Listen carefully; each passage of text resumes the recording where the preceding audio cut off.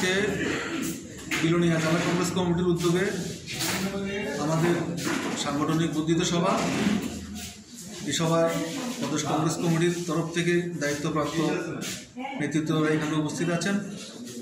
আমাদের উদ্দেশ্য আগামী দিনে এই যে ভারতীয় জনতা পার্টির সরকার, তার বিরুদ্ধে ধারাবাহিক আমরা আন্দোলন করতে যাচ্ছি। আমরা প্রাথমিকভাবে আমরা আমাদের দলকে সুসংগঠিত করতে চাইছি। আগামী দিনে জাতি জনজাতির প্রত্যেকটা অংশের মানুষের আর্থসামাজিক উন্নয়নের জন্য পাহাড়ের সমতলে সমান্তরালভাবে বিজেপির বিরুদ্ধে, বিজেপির যে অনৈতিক যে কর্মকাণ্ড, তার বিরুদ্ধে আমরা তাদের বিরুদ্ধে প্রতিবাদের সামিল হতে পারি। সেই হিসেবে আজকে আমাদের এই সাংগঠনিক মিটিং।